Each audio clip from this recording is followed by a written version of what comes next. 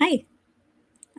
So I am going to be going on the deep share tonight, and I will post a link on my Twitter, and I'll try to figure out how to share it here on YouTube. But I kind of wanted to hop on because I want to be a woman of my word. I said every day that I had time to talk about this stuff, I would, because quite frankly, I can't talk about it enough, and I think that more people should discuss it. So, trusting the science. Might be kind of triggering for some people, especially over the past couple of years. But I used that phrase for that very reason because we're told to just trust the science, right? So I discussed Elizabeth Loftus yesterday, and it was a little long, and I talked about some of the science. So I think that I want to go back over that a little bit, and I want to show a case where uh, the great Elizabeth Loftus's claims about false memories was total BS. And I found the case, I found the court record as well to support that. So this is me basically saying the science is garbage. There is no science. It's been completely refuted. So I will probably discuss the science many more times because it's junk. It's junk science. It's pseudoscience. And I would agree that it is unfortunate if this notion is still being taught in academia. It is truly unfortunate. However, that's not my problem. My problem is the victims, and that's all I care about. And science can be very harmful. Uh, let's just look back at Germany in the 1930s. Anybody? Because eventually I'm going to come on here and I'm going to do a whole series about Nuremberg because Nuremberg wasn't real. We're going to do that. So trusting the science doesn't really fly with me, and it really shouldn't fly with anybody, quite frankly. But I don't want to digress too early because you guys know that I can. So I said that I was going to drive home my point, so to speak, in regards to Kinsey and some of his work. No photos. However, I found a lovely WordPress that somebody just kind of clipped parts of his book together, primarily the sexual behavior in the human male, written in 1948. And it has the table and a couple of really interesting quotes that I would like to show you guys. Because this is someone who weaponized science, made crime scientific. And it's not that it's well known, this is well established. However, nobody ever wants to talk about it. And I wonder why. I just wonder why. But we're going to talk about it today. So buckle up because here we go. Where are we, Kinsey? Okay. So right here, this specific table, over here is the age. Okay, do you see how young that goes? Yeah? Okay. What does this say in the next table? The number of orgasms. And what does this say right here in the next table? The time involved. And then here's the next table with the age. The same header, the same header. Table number 34. Examples of multiple orgasm in pre-adolescent males. If that makes you sick, it should. And that is what I was referencing in regards to the stopwatch exercise that he did. Because, well, Kinsey, whatever. If you don't get it by now with Kinsey, and I'm not trying to be disrespectful, but I can't help you. I just can't help you. So, this was an interview with Dr. Gebhard by James Jones, who was Kinsey's biographer. There are two staple books regarding Kinsey. Jones is one of them. I would say he's more pro-Kinsey. And then there's another gal, which I'll cover her book at another time because we're not really here to completely talk about Kinsey. But I do think that this quote is pertinent. Kinsey believed that some child-adult contacts were not harmful and possibly even beneficial. Kinsey would always let us know that pedophilia wasn't as black as it was painted, that it could be, under proper circumstances, beneficial. So, what do we think about the science? What do we think about that science? Because right now, at Indiana University, there's a building in his name right now. Don't you think that's a little crazy? I do. And next time, I'm going to show you the main pedophile, the main very prominent pedophile that Kinsey used as his main research subject to get this information from. And he is also a dumpster fire of a human being. It's very unfortunate that people did not speak up and call this crap out for what it was, in my opinion. But, what do I know? I don't have a fancy degree like that. So I'm also going to pull up another quick article that we already went over because I honestly think that these points need to keep being talked about. This is not scientific. Would you like to know what was debunked? The false memory syndrome, and therefore the validity of the False Memory Syndrome Foundation. That's what's been debunked. And I'm going to show you guys a couple of reports from others in this field, this milieu at that time, who tried to speak up and they were silenced. And many of them were sued.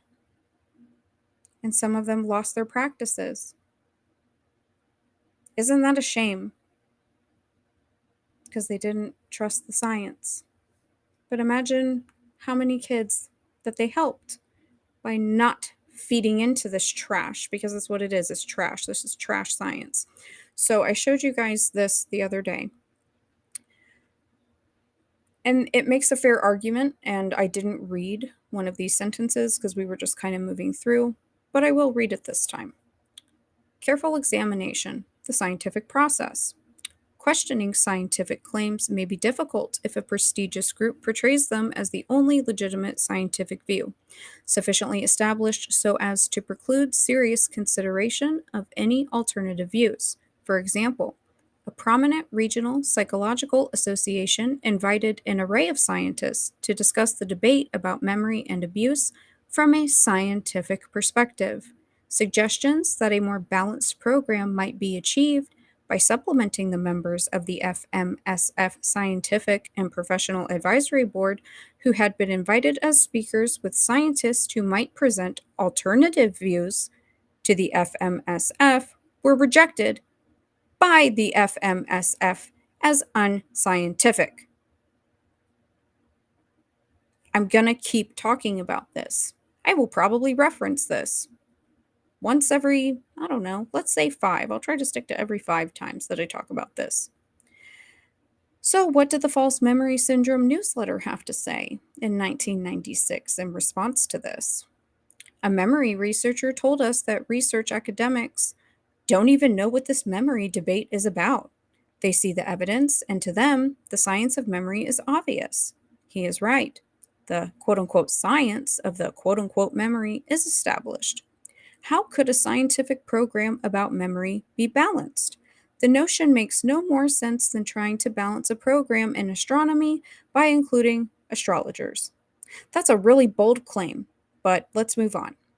As previously noted, the factors that can discourage careful questioning of scientific claims or consideration of alternative views are many. Scientists must be aware of these factors and must carefully and responsibly question claims and consider other explanatory models, regardless of the prestige of those who might assert that a particular thesis about memory and abuse is beyond question. I think that that last sentence is probably one of the most important ones that I could ever read. It doesn't matter your prestige or claimed authority, one might argue.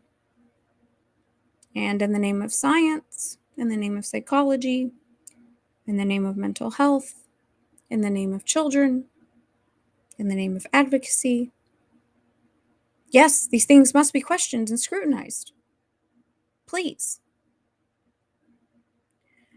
I made the point the other day on Twitter that, all of this ex-Scientology community stuff kind of feels like I'm locked in a bathroom with and a hornet's nest got thrown in. Because I was just talking about something that I feel like I'm relatively well versed in, and it's factual. And I ask myself, and I've asked myself this many times over the years as I research these things. Because when you look back, hindsight's always 20/20, right? And we always think that we would do better or be better than the people that we are researching, depending on what you're looking at. And I often would ask myself, would I speak up back then in the time of McMartin and Presidio and Jubilee and the countless other cases, Franklin, Satanic Panic, False Memory Syndrome Foundation? And I have been presented with an opportunity to keep my word and speak up about it. I encourage other people to do the same. And if not, since you're a professional, debate me. Debate me, because I'm also a professional in a medical field as well. I don't wave that around, but might even the playing field a little bit, maybe not. Just figured I'd put the offer out there. So let me pull up, because I want to talk about this one case, because I found this really fascinating. Because, Elizabeth Loftus out here preaching the great truths of the False Memory Syndrome Foundation. She was the go-to girl, the golden girl. I don't know how she has the time, quite frankly, but I'm going to show the case that, for the most part to this day, she still runs around and lies when she gives speeches and says that it was false memory syndrome, and it's not. And the court determined that as well, but she leaves that part out. Why? Because it doesn't serve her agenda, one might argue. So let me see the false. Yep, there we go. Okay. So this website is bishopaccountability.org, and this was in 2021. Yep. So February 7th, 2021. So I don't know if you guys remember, but I talked about McHugh, Paul McHugh, and his relation to Dr. John Money, and how Paul McHugh was placed on the board for the Catholic Church for review of their sexual abuse within the clergy, right? Kind of a conflict of interest. So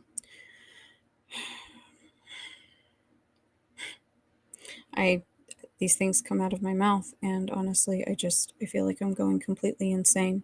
Anyways, so right here in the fall of the 1990s. So look at Mrs. Loftus. She had already written a series of influential academic publications on memory, including the book Eyewitness Testimony. And wouldn't you know it, our girl got her 15 minutes of fame that's really never ended, unfortunately. But this is where she received national media attention when she testified as an expert witness for the defense in a closely watched trial.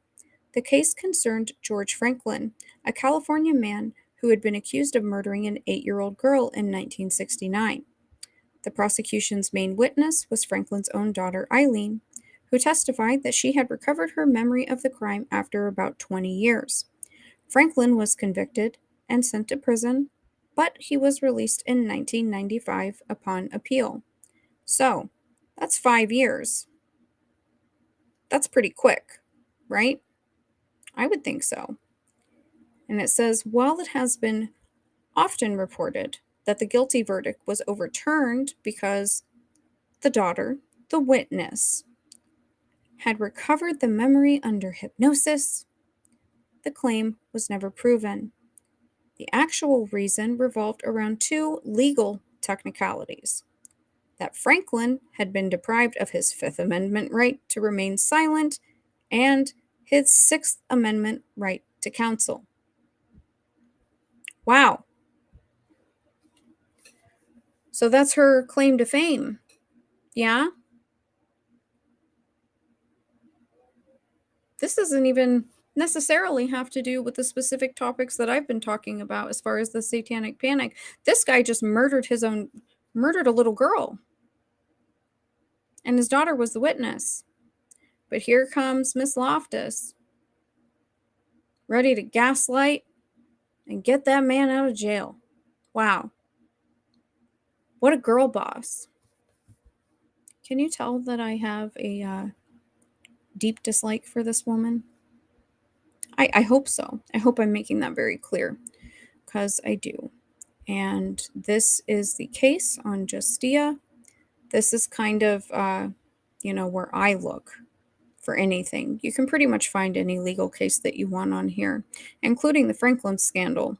It's all on here with Alicia Owen and Paul Bonacci. But this breaks down why after the conviction. So I'm not going to sit here and read all of that, guys. I'm not a lawyer, and quite frankly, I like to read legal documents in my spare time. Excuse me, someone's blowing up my phone. Anyways. All right, so now I want to show you guys, because I want to show you something more current. Nope, that's not the one. This is it. Okay. So let me scroll back up here so I can show you guys where I'm looking. So this is the International Society for the Study of Trauma and Disassociation. Look at how recently the False Memory Syndrome Foundation was closed.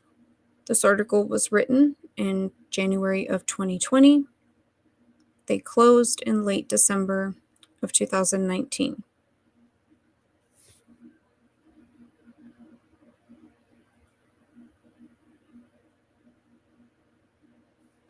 And I just think that some of these highlights are very important.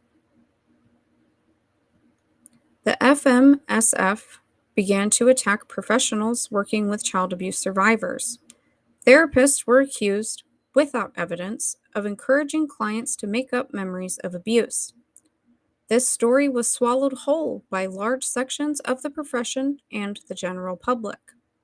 No one seemed to stop and wonder why. If it was so possible to create false memories, therapists were not running around creating false memories of happy childhoods. Wouldn't we want to bask in our success as clients ran off happy and cured? What a question. What a thought. Rather disturbingly, whole sections of the media and the community accused an entire professional field of gross misconduct without objective examination of the evidence. However, they could not have done this without the support of a group of mental health practitioners and researchers who endorsed their claims. Many clinicians, practicing within accepted guidelines and treating complex cases, were vilified, had their offices picketed, faced legal harassment, and were subject to accusation and attack from colleagues.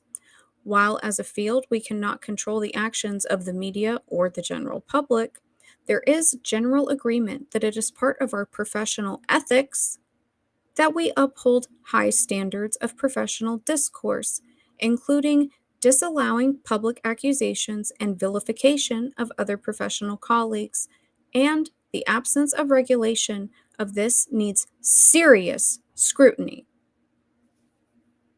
Serious scrutiny.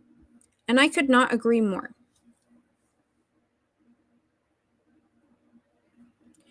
Do you see what I mean when I talk about how the False Memory Syndrome Foundation was basically just a giant PR campaign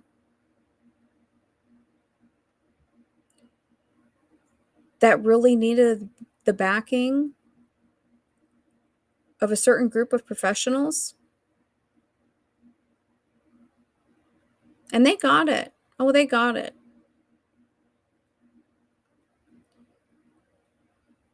So they were put into a corner.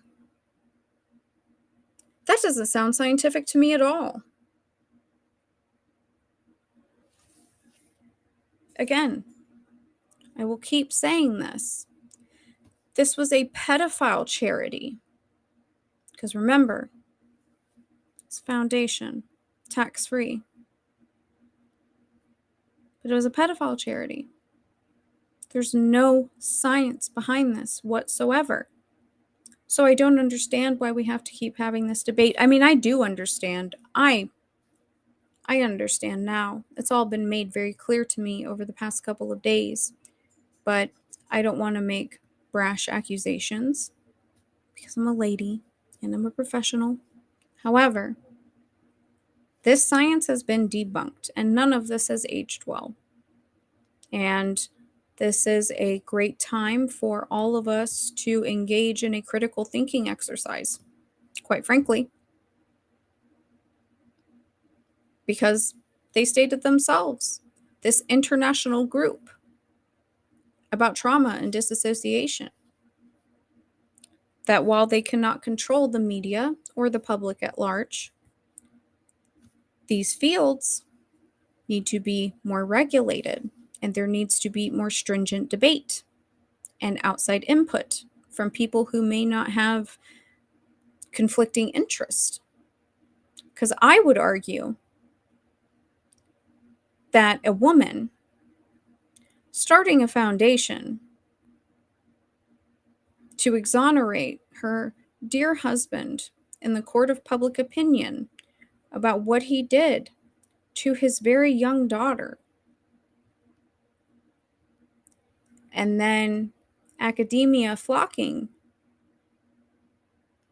and CIA doctors flocking and the money flocking in. Well, doesn't that seem a little suspect? Yeah? And wouldn't that seem a little weird that all the newspapers and the news and there's books, magazine articles, that they are all just, wow, wow, all of a sudden, all of these kids are just getting abused by these rogue therapists who are implanting these memories in their brain. And I love the point that they made in that. Why wouldn't they implant happy memories? Someone who is in the field for the reasons that you state when you take an oath, that's what they would want. So then you have to wonder if they're in that field for another reason. I think that that's a very fair question to ask. But, critical thinking isn't for everybody. I think that critical thinking is for the people that are here engaging with me. I want to make that very clear because I know that this information is very difficult to talk about. I recognize that. When people ask me to come on their show, they know that whatever I'm going to be talking about most likely is going to be pretty grim. They know that.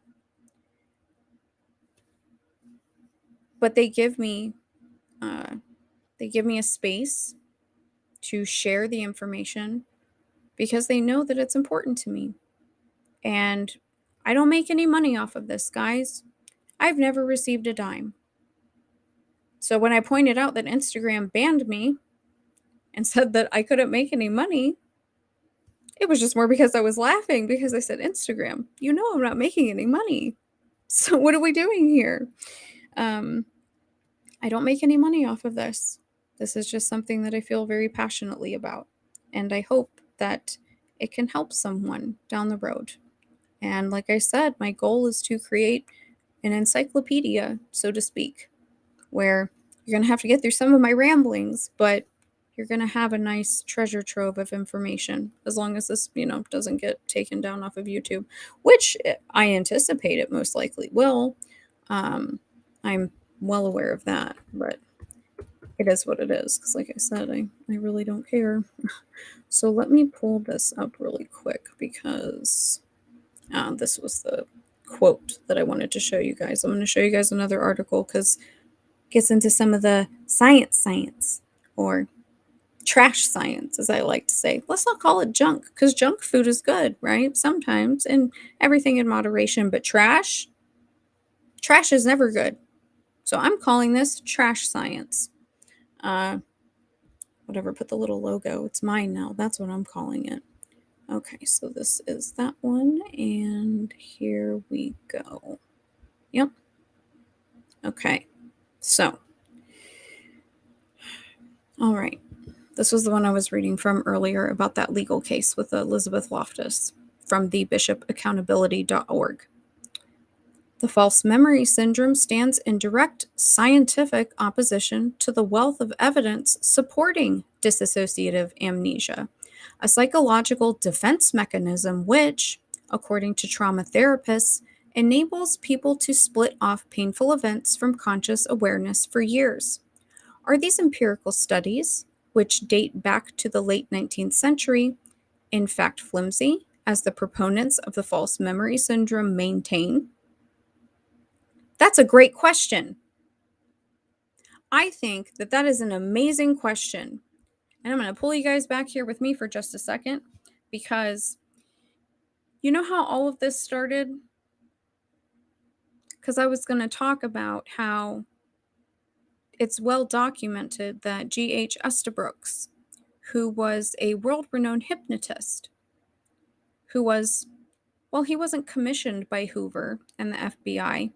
He begged Hoover and the FBI, specifically against children, to control their minds and whatever. You think that this is going to get conspiratorial? I don't care, because eventually I am going to show the letters between G.H. Estabrooks and Hoover, where they state all of these things, and they specifically reference juveniles. And they really had a tendency to discuss minority juveniles, particularly African American males, as who they would like to experiment on. So, the whole splitting memory, or the brain having a mechanism, our brains are such beautiful, beautiful things. And thank God that our brains as children are able to protect us from traumatic things. That is a scientific fact. False memory syndrome is trash science that people have profited off of for years.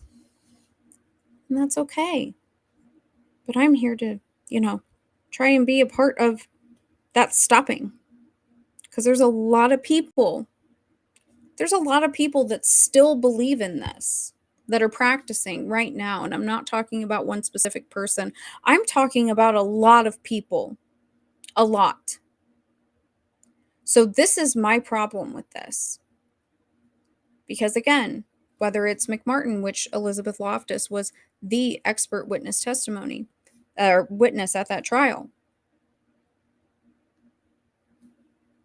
Presidio, Franklin, all the other cases, the Satanic Panic, all of this, Ralph Underwager, Helita Wakefield, the Frades, Jolly West, Martin Orne, Richard Offshee, Paul McHugh, Margaret Sanger. The list goes on and on. And these people are just hailed as heroes. Like they were just, completely benign. They didn't cause any harm. I don't care. And I don't care if they have to go wherever these books are published, these academic books, and they burn the whole building down. I'm serious. Let's start from scratch. And let's use real science.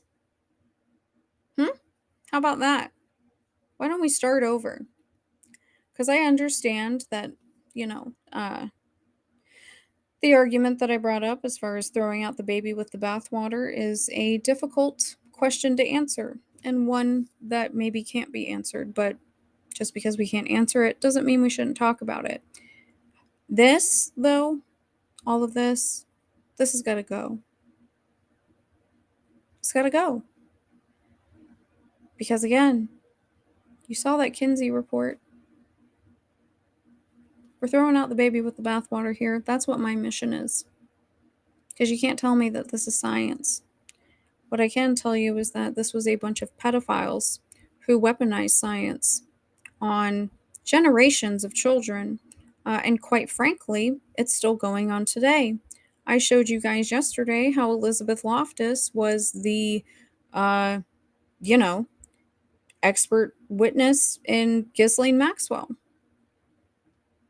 So she shut those victims up who were being trafficked by Epstein and Ghislaine. And we don't even know the details of half of that stuff, guys. And I told you guys about Alan Dershowitz, how he wrote in the, he contributed in the circular for the False Memory Syndrome Foundation. Keep in mind, this was back in the 90s.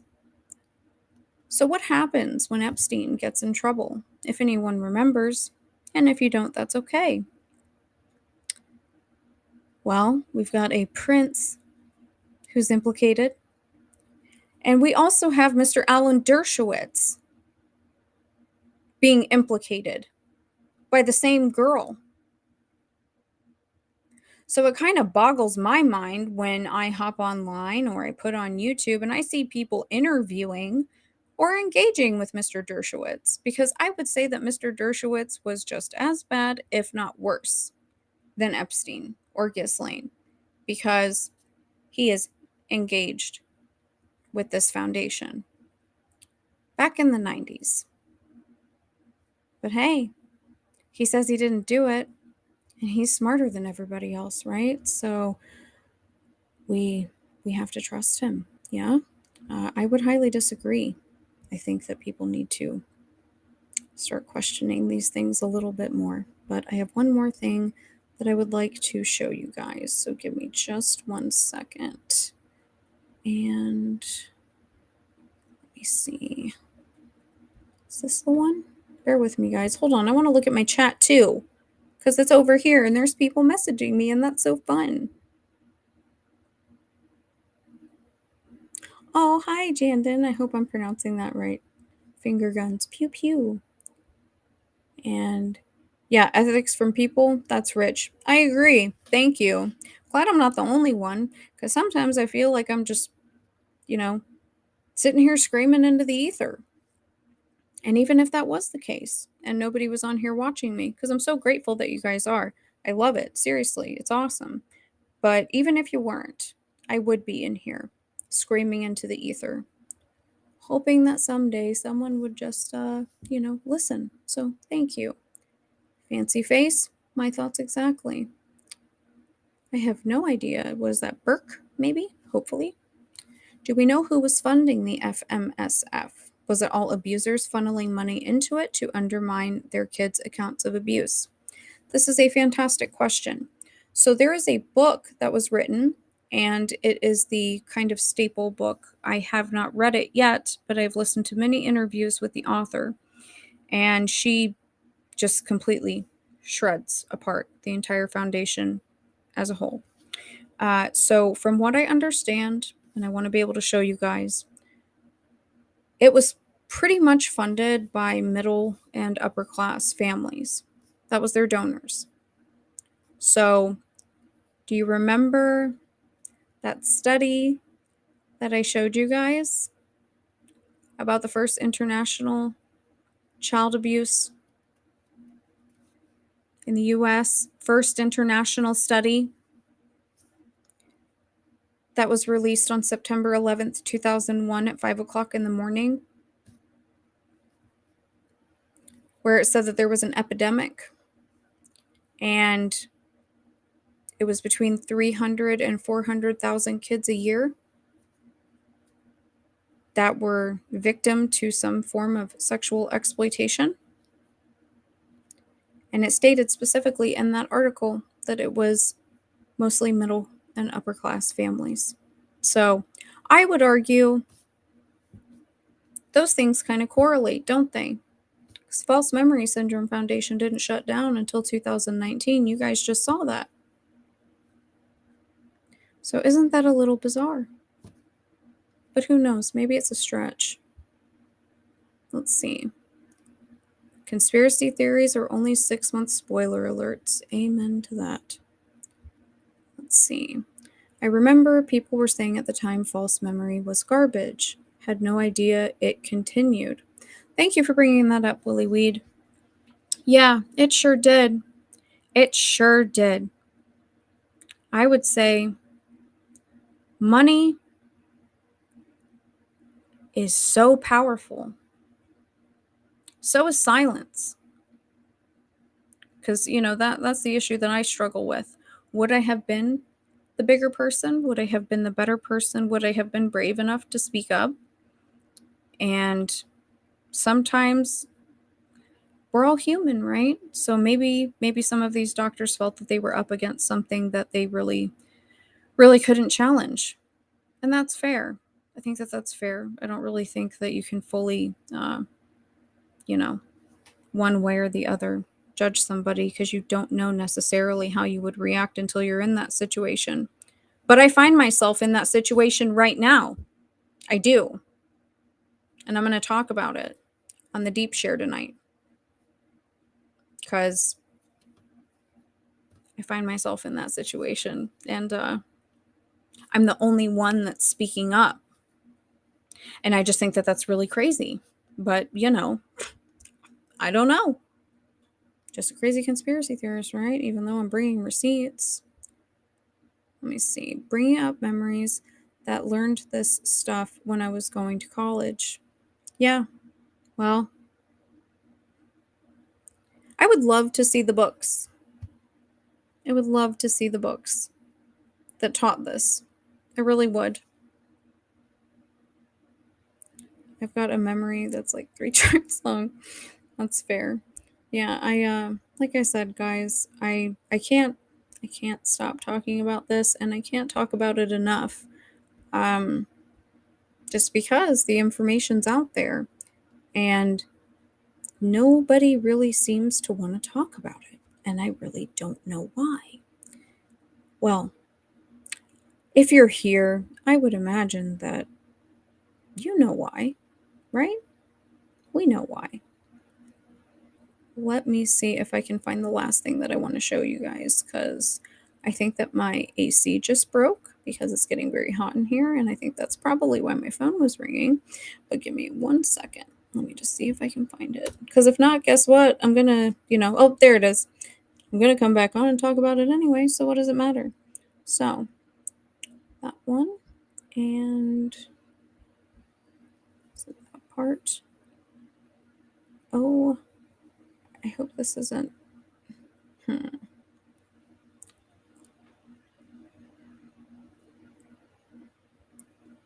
All right.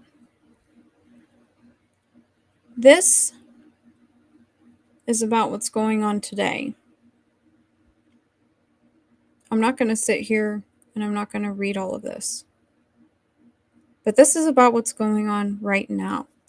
That there are still professionals who practice this, who believe in it, who don't want to talk about this kind of stuff. And there are also individuals on the other side of the aisle who do, and who are finding themselves in a very difficult situation. And I think that the last statement is very important. Actually, the last two. It is equally important to note that the study scope has been limited and has not investigated all aspects of false memory creation, including the potential for perpetrators to manipulate children's memory as part of evading detection. It is almost as if the field has been driven more by the needs of legal defense teams than by true scientific inquiry. That's it. That's it. Right there. That's it in a nutshell, right? Because Elizabeth Loftus felt the need to address that they're not defending pedophiles in the first circular. And then here we are, how many decades later, still having to have this conversation. And an international group that studies trauma and abuse is saying this seems to just be more of a legal machine to allow criminals to walk free. I don't know. I don't know. And I understand that lawyers have a duty to defend their client. But man, Elizabeth Loftus spent her entire career creating science and citing science that she created, studies that she created. This has all been proven. To give to these people fancy degrees, nice resumes, prestigious titles, to just go around and destroy people's lives. Because the false memory syndrome, this argument in court isn't just used in sexual abuse cases. I showed you guys. There was one where the man murdered a child. It has also been used during certain mass casualty events, one might call them, where maybe someone saw something that they weren't supposed to see. And so they're told that they're crazy, and they're gaslit in court, and they're mocked. But my focus is on the children. And most of these people aren't kids anymore. I'm well aware of that. But this stuff is still going on today. And it is. And one very strong argument for that, I think, is that with the dissolution of the False Memory Syndrome Foundation, as it dissolved over the end of 2019, because it wasn't announced. It wasn't really announced. It was kind of hush-hush. As every board member died, no one replaced them. No one replaced them. But there's still people out here touting this stuff as science and saying that these children were liars. And that based off of trash science, slip up, trash science, that's a valid dismissal of these children. And again, I think an astute question that was brought up, why wouldn't they just implant happy memories? Are they sadists? Because then that's a different question that I have. Because why are you a therapist?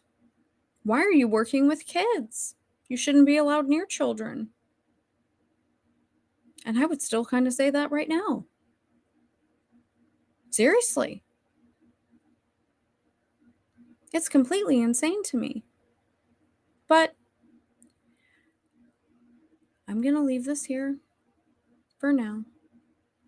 Because I just wanted to be a woman of my word. I said that I would come on if I had the time to talk about it. And I did. And I will continue to. And we'll bounce around because there's so much to talk about.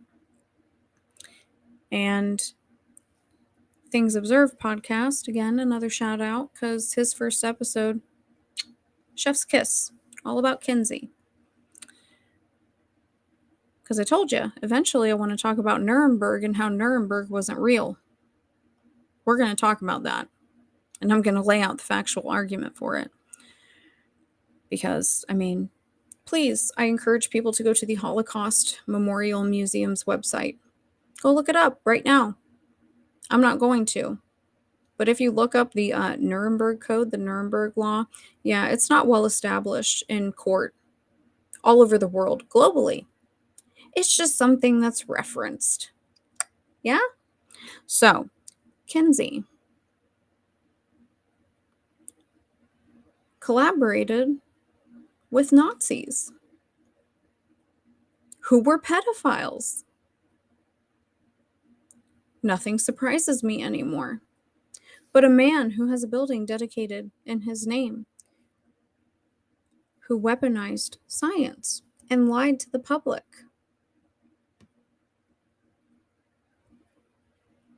worked with Nazi pedophiles. Do you know who else was a Nazi pedophile? Lieutenant Colonel Michael Aquino, who was implicated in the Presidio daycare abuse scandal. And maybe, many of the other daycare abuse scandals that were going on the West Coast at the time, as well as the Franklin scandal and Iran-Contra. So, man, we got a hell of a way to go. I hope you guys are in for the long ride, because some people may not care about these kids and their stories, but I do. And I'm going to continue to talk about it until professionals in this field start taking accountability, because you have to address it. You have to. This is still going on, and you have to address it. There are things that need to be talked about. You have to be honest with the people that you're treating. You have to be honest with the people that you're helping, especially when one is receiving income for said work. Seriously. Because I'm not here to make money. I'm not here to be popular. I could scream into the ether, and I would be okay with that. Because sometimes I just got to get it out, I'm grateful that you guys are here and that you're willing to engage with me. But these things have to be talked about. I'm not going to stand for it. I will, like I said, I will sit here and I will do this every single day. I don't care. Report my channel. Do whatever you have to do. Because I don't have kids, but for future generations, I would love a world where there was a false memory syndrome, where they implanted happy memories. Because we know that a child's mind is able to split and create a wall to protect them, because the mind is complex and beautiful and knows to do that for a child. So that's the type of false memory that I would like to see. But I don't see that day coming anytime soon. So stick around. I don't know what else to say. I'm really over it. But you guys are going to hear why I'm over it on the other podcast tonight. So please come and join me, because I won't have to censor myself so much. And I will be able to sort of have a healthy debate about the topic, which I am looking forward to. So I will post that on Twitter, guys. And thank you so much.